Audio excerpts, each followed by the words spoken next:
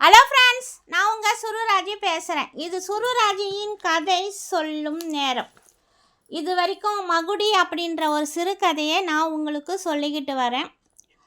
மகுடி மற்றவங்க பேச்சை கேட்டு நடந்துக்கிறதுனால யாரோட வாழ்க்கையில் எப்படிப்பட்ட விளைவுகளெல்லாம் ஏற்படுது அப்படின்றத விளக்கிறதுக்காக தான் நான் இந்த கதையை உங்ககிட்ட சொல்லிக்கிட்டு வரேன்.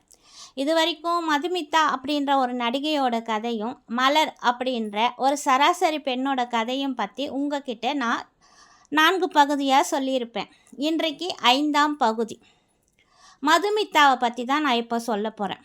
மதுமிதா சின்ன வயசுலேருந்தே அவங்க அம்மா பேச்சை கேட்டு அவங்க அம்மா சொல்கிறதுக்கெல்லாம் தலையாட்டிக்கிட்டு இப்போ அவளுக்கு விருப்பமே இல்லாத ஒரு வாழ்க்கையை வாழ்ந்துட்டுருக்கா. அந்த வாழ்க்கையிலேருந்து அவள் எப்படியாவது வெளியில் வரணும், அப்படி வெளியில் வரனா அவள் ஒரு முன்னணி நடிகையாக வரணும், அப்படி வந்தால் மட்டும்தான் அவளுடைய வாழ்க்கையை அவளால் சரி பண்ண முடியும் அப்படின்னு நினச்சிக்கிட்டு அவளுடைய அம்மா பேச்சை கேட்டு தன்னை ஒரு மாதிரி நிலைப்படுத்தி கொண்டு தன்னுடைய வாழ்க்கையை தொடர்ந்து வாழ்ந்துட்டுருக்கா. மதுமிதாவோட 2வது படமும் வெளியே வந்து போட்டுச்சு. பத்திரிக்கைக்காரங்க, டிவி, மீடியாக்கள் போட்டி போட்டுக்கொண்டு மதுமிதாவை பேட்டி எடுக்க ஆரம்பித்தார்கள். மதுமிதா ஒரு முன்னணி நடிகை. அந்த படத்தின் மூலமாக எல்லாருக்கும் தெரியவும் ஆரம்பித்தான். நேற்று வரைக்கும் யாருன்னு தெரியாமல் இருந்த மதுமிதா இந்த படத்தின் மூலமாக நிறைய பேருக்கு தெரிஞ்ச முகமாக ஆரம்பித்தா. சினிமா இன்ட்ரெஸ்டில் இருக்கிற எல்லாருமே மதுமிதாவை பற்றி பேசவும் ஆரம்பித்தாங்க. அவளுக்கு ஒரு நல்ல எதிர்காலம் இருக்குது, இதுக்கப்புறம் அவள் ஒரு ரவுண்டு வருவான்னு நினச்சிக்கிட்டு எல்லாருமே அவளை பாராட்டவும் ஆரம்பித்தாங்க. அங்கங்கே ரசிகர் கூட்டங்கள் சேர்ந்து ரசிகர் மன்றங்களும் ஆரம்பிக்க தொடங்கின. டிவி, சினிமா, ஃபோனு, பத்திரிக்கை எதுலேயும் மதுமிதா தான் இப்போ மிகவும் ட்ரெண்டிங்காக இருக்க ஆரம்பித்தா. அவளுடைய கஷ்டங்கள் எல்லாமே அவளை விட்டு விலகி போவது போல் அவள் ரொம்ப மகிழ்ச்சியாக உணரவும் ஆரம்பித்தா. ரசிகர் மன்றங்கள் மூலமாக நிறைய பேர் தனக்கு ரசிகர்களாக மாறியிருப்பது தெரிஞ்ச உடனே மதுமிதாவுக்கு ரொம்ப சந்தோஷமாகவும் ஆனந்தமாகவும் இருக்கிற மாதிரி நினச்சா. மதுமிதாவின் வீட்டிற்கே ரசிகர்கள் எல்லாரும் வந்து அவளை பார்க்கவும், அவகிட்ட ஃபோட்டோ எடுக்கவும், அவகிட்ட பேசவும், அவகிட்ட ஆட்டோகிராஃப் வாங்கவும் நிறைய பேர் வர ஆரம்பித்தாங்க. மதுமிதாவும் கொஞ்சம் கூட முகம் சுளிக்காமல் ரொம்ப சந்தோஷமாக அவங்க எல்லார்கிட்டையும் செல்ஃபி எடுத்துக்கிட்டு ஆட்டோகிராஃப் போட்டுக்கிட்டு எல்லார்கிட்டையும் சகஜமாக பேசிக்கிட்டு இருந்தான். ஒரு ரசிகர் தன்னோட குழந்தையை தூக்கி கொண்டு மதுமிதாவின் கையில் கொடுத்து பெயர் வைக்க சொன்னான். அந்த குழந்தையின் இளம் சிரிப்பை கண்ட மதுமிதாவுக்கு மிகுந்த ஆனந்தமாகவும் ஆசையாகவும் இருந்தது. குழந்தைக்கு கவிதா என்று பெயர் வைத்தாள். பிரிய மனம் இல்லாமல் ரசிகர் கூட்டம் அவளையே சுற்றி சுற்றி வந்தது. ஆனால் இதையெல்லாம் கவனித்து கொண்டிருந்த அருணாவும் இவ என்ன சாதாரண ஒரு பெண்ணை போல் எல்லா ரசிகரிடம் பேசிகிட்டு இருக்கா, இவ ஒரு செலிப்ரிட்டி ஆச்சே, இப்படி ஈஸியாக இவளை வந்து எல்லாரும் பார்க்க ஆரம்பித்தாங்கன்னா இவளுடைய அந்த கெத்து என்ன ஆவறதுன்னு பயந்த அருணா உடனே அங்கே வந்து எல்லாரையும் அனுப்பிவிட்டான். மதுமிதா ரொம்பவும் மனசு கஷ்டப்பட்டான். என்னம்மா இது, இன்னும் கொஞ்ச நேரம் அவங்கக்கிட்ட பேசிக்கிட்டு இருக்கலான்னு நினச்சேன். பாத்தியாம்மா, அந்த குழந்தை எவ்வளோ அழகாக இருந்தது, அந்த குழந்தைய கொஞ்சத்துக்குள்ளே அனுப்பிட்டியம்மா, ஏம்மா உனக்கு அவ்வளோ அவசரம், நான் இன்னும் கொஞ்ச நேரம் என்னோடய ரசிகர்கிட்ட பேசக்கூடாதா, அவங்கெல்லாம் எவ்வளோ பாசமாக ஆசையாக என்கிட்ட பேச வந்தாங்க, இது வரைக்கும் என்னை யாருக்குனே தெரியாமல் இருந்தவங்கெல்லாம் இப்போது நான் நடித்த படத்தை பார்த்துட்டு என்னையும் ஒரு நடிகையாக மனசார ஏற்றுக்கிட்டு தானே அவங்க எல்லாரும் என்னை தேடி வந்தாங்க, நீ ஏம்மா இப்படி இருக்கிற என்று கோவப்பட்டான். பைத்தியக்காரி, அந்த டைரக்டரு கதை சொல்ல வரேன்னு சொல்லியிருக்காரு, இன்னும் கொஞ்ச நேரத்துக்குள்ள நம்ம வீட்டுக்கு வந்துடுவார், அதனால தான் இவங்க எல்லாரையும் விரட்டி அனுப்பினேன். சரி நீ போய் ஃப்ரெஷ் ஆகிட்டு நல்லா அலங்காரம் செஞ்சுக்கிட்டு நான் தர ட்ரெஸ்ஸை அணிஞ்சிக்கிட்டு கீழே இறங்கி வா என்றாள் அருணா. மதுமிதாவும் மனசு வருத்தப்பட்டாலும் அம்மா சொல்கிறதுலேயும் ஒரு அர்த்தம் இருக்க தான் செய்யுது. நம்ம இப்போது ரொம்ப பிஸி ஆகிட்டோம், இனிமேல் நமக்கு கதை கேட்குறதுக்கும் நடிக்கிறதுக்குமே நேரம் சரியாக இருக்கும். அம்மாவுக்கு பணத்தை எண்ணுறதுக்கு தான் நேரம் சரியாக இருக்கும். வர டைரக்டர் சொல்கிற கதை நல்லா இருந்தாலும் சரி, நல்லா இல்லைன்னாலும் சரி, அம்மா பணத்துக்காக என்னை கண்டிப்பாக அந்த படத்தில் நடிக்க சொல்வாள். அந்த கதையை நான் கேட்டால் என்ன, கேட்காவிட்டால் என்ன, ஒன்றும் ஆக போகிறதில்ல. அம்மாவுக்கு தேவை பணம் தானே என்று நினைத்து கொண்டே மதுமிதா மேலே மாடிக்கு சென்று தன்னுடைய அறைக்குள் சென்று அலங்காரம் செய்து கொள்ள தொடங்கினாள். அப்போது அம்மா எடுத்து வைத்திருந்த ஆடையை கையில் எடுத்ததுமே மதுமிதாவுக்கு கோபம் மேல் கோபம் வந்தது. கதை கேட்கறதுக்கு கூடவா தான் அரைக்குறை ஆடையில் இருக்க வேண்டும்? இந்த அம்மா அவன் மனசில் என்ன தான் நினச்சிட்ருக்கா? இப்போது எனக்குன்னு ஒரு ஸ்டேட்டஸு, எனக்குன்னு ஒரு மரியாதை இருக்கு. இது அம்மா ஏன் புரிஞ்சிக்கவே மாட்டேன்றா? அம்மா அம்மா என்று கத்த ஆரம்பித்தாள் மதுமிதா. மேலே வந்த அருணா, ஏய் எதுக்கு கத்துற என்று மதுமிதாவை முறைத்தாள். என்னம்மா இது, இந்த ஆடையை போய் என்னை போட்டுக்க சொல்கிறேன்? இந்த ஆடையெல்லாம் போட்டுக்கிட்டே என்னால் கதையெல்லாம் கேட்க முடியாது. என்ன ஆடம்மா இது? ஏம்மா இப்படி இருக்கிற? நான் கதையெல்லாம் கேட்கல, நீயே வேணா கதையை கேட்டு முடிவு செஞ்சுக்கோ, நான் வரலை என்று கோபமாக கூறினாள் மதுமிதா. என்னடி இது, நேற்று வரைக்கும் வாயை மூடிக்கிட்டு நான் என்ன சொன்னாலும் எதிர்த்து பேசாமல் கேட்பேன், இப்போது படம் வெற்றி அடைய ஆரம்பித்ததுடன் என் பேச்சை கேட்கக்கூடாது முடிவு எடுத்துட்டியா என்று அருணா கோவப்பட்டான். ஐயோ அம்மா, ஏம்மா இப்படி என்னை கொல்லாமல் கொல்ற?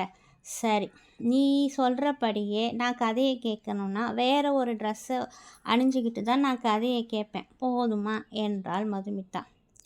இங்கே பாருமா மது, வெறும் கதை கேட்க மட்டும் ஒன்று நான் கீழே இறங்கி வர சொல்லலை. அந்த டைரக்டரு ஒரு மாதிரி கதை சொல்கிறதுக்கு மட்டும் வரல, பெட்டி நிறைய பணமும் கொண்டு வரான், புரிஞ்சுதா என்றாள் அருணா. மதுமிதாவுக்கு தூக்கி வாரி போட்டது. இந்த கொடுமைக்கெல்லாம் இத்துடன் ஒரு முற்றுப்புள்ளி கிடைக்கும் என்று நினைத்தவளுக்கு அருணாவின் பேச்சை கேட்டவுடன் இதுவரை வராத ஒரு வெறுப்பும் பயமும் ஏற்பட்டது. ஏம்மா இப்படி இருக்க? நான் தான் இப்போ ஒரு நல்ல முன்னணி நடிகை அந்தஸ்துக்கு உயர்ந்து விட்டேனே, கையில் வேற 4-5 படங்கள் இருக்குது, அட்வான்ஸாகவே ஏகப்பட்ட பணம் வந்துச்சு, படம் முடிவடைவதற்குள்ளே இன்னும் நிறைய பணம் கிடைக்கும், அதுக்கப்புறமும் ஏம்மா இந்த கேவலமான நிலைமைக்கு என்னை போக சொல்கிற? சொல்லுமா என்று அருணாவை பிடித்து உலுக்கினாள் மதுமிதா. புரியாமல் பேசாத மது, இன்னும் 4-5 வருஷங்களுக்கு தான் நீ முன்னணி நடிகையாக நடிக்க முடியும், அதுக்கப்புறம் உன்னுடைய மார்க்கெட்டு சரிஞ்சிடும், அதுக்கப்புறம் புது புது நடிகைகள்லாம் வர ஆரம்பித்தாங்கன்னா உன்னை யாரும் சீண்டக்கூட மாட்டாங்க. இப்போது 2-3 வருஷத்துக்கு தான் எல்லாருக்கும் பிடிச்ச நடிகையாக நீ இருக்க முடியும், அதுக்கப்புறம் ஒரு 4-5 படத்தில் நீ நடித்ததுக்கப்புறம் நீ பழைய நடிகை ஆகிடுவ, யாரும் உன்னை பார்க்க கூட விரும்ப மாட்டாங்க, அதுக்கப்புறம் உன்னை கதாநாயகியாக கூட போட மாட்டாங்க, அக்கா அண்ணின்னு சொல்லிட்டு உன்னுடைய கேரக்டரை மாற்றிக்கிட்டே இருப்பாங்க. அந்த சமயத்துலலாம் நம்ம எதிர்பார்க்குற பணம்லாம் நம்மளுக்கு கிடைக்காது, அவங்களாம் ஏதாவது பார்த்து போட்டு கொடுத்தாதான் உண்டு, இல்லைன்னா நீ டிவி ஆர்டிஸ்டாக டிவியில் தான் போய் நடிக்கணும், அதிலெல்லாம் என்ன வருமானம் வரப்போகுது? அதெல்லாம் வேலைக்கே ஆகாதும்மா. உன்னுடைய மார்க்கெட்டு சரிஞ்சு நீ உன்னுடைய டெபாசிட்டை ஏற்கிறதுக்கு முன்னாடி நீ இப்போ உயர்ந்த நிலைமையில் இருக்கிற, இப்படி இருக்கும்போதே நம்ம கை நிறைய பணத்தை சம்பாதிக்க வேணும், காற்றுள்ளே போதே தூற்றிக்கோள் என்ற பழமை உனக்கு தெரியாதா என்ன? முன்னாடியெல்லாம் நம்ம நிறைய பணம் கேட்டால் எதுக்கு அவ்வளோ அதிகமாக பணம் கேட்குற? உனக்கெல்லாம் அந்த அளவுக்கு பணம் கொடுக்குற அளவுக்கு உங்ககிட்ட ஒன்றும் கிடையாது, சம்பளம் கம்மியாக தான் தருவேன், இஷ்டமாக இருந்தால் நடி, இல்லைன்னா போ அப்படின்னு சொன்னவங்கெல்லாம் இப்போது நீ முன்னணி நடிகை ஆனதுக்கப்புறம் நாம் எதிர்பார்க்குற பணத்துக்கு மேலேயே கொட்டி கொடுக்குறாங்க. இதுதான் நமக்கு நல்ல சந்தர்ப்பமா, நான் சொல்கிறத நல்லா கேளு, எல்லாம் உன் நன்மைக்காக தான். இப்போ நான் சொல்கிறது எதுவுமே உனக்கு புரியாத மாதிரி தான் இருக்கும், போக போக நீயே புரிஞ்சுப்ப. போடா போ, இந்த ட்ரெஸ்ஸை அணிஞ்சுக்கிட்டு கலகலப்பா சிரிச்ச முகத்தோட கீழே இறங்கி வா, அந்த டைரக்டர் வந்துட்டாருன்னு நினைக்கிறேன், சரியா? நான் போய் அவர்கிட்ட பேசிக்கிட்டு இருக்கேன், நீ சீக்கிரமா கிளம்பி வாமா அப்படின்னு அருணா ரூமை விட்டு வெளியே போயிட்டான். மதுமிதா அப்படியே சில மாதிரி நின்றுட்டான். அவளுக்கு என்ன செய்யறதுன்னு ஒன்றுமே புரியல, அப்படியே கண் கலங்கி அழவும் ஆரம்பிச்சிட்டான். இந்த நிலமை நம்மளுக்கு இப்படி நீடிச்சுக்கிட்டே போகாது. எங்காவது ஒரு இடத்துல முற்றுப்புள்ளி கிடைக்கும். அதன் பிறகு ஒரு நிம்மதியான வாழ்க்கையை வாழலான்னு நினச்சிட்டு இருந்த மதுமிதாவுக்கு அருணா சொன்னதெல்லாம் கேட்கும்போது தலையே வெடிச்சிடும் போல இருக்குது. கடவுளே! இன்னும் 4, 5 வருஷங்களுக்கு தான் என்னுடைய நடிப்பை இந்த திரையுலகத்தில் காட்ட முடியும். அதுக்கப்புறம் நம்மளால் இந்த திரையுலகத்தில் நிலச்சி நிற்க முடியாது. அதை நல்லா புரிஞ்சுக்கிட்டதுனால தான் அம்மா நம்மளை மறுபடியும் இதே வேலையை கண்டினியூ பண்ண சொல்லுவாள். அப்போது இதுக்கான விடிவு காலம் நமக்கு எந்த காலத்துலேயுமே கிடைக்கவும் போகிறதில்ல. அம்மா பேச்சை மீறுற சக்தியும் எனக்கு கிடையாது.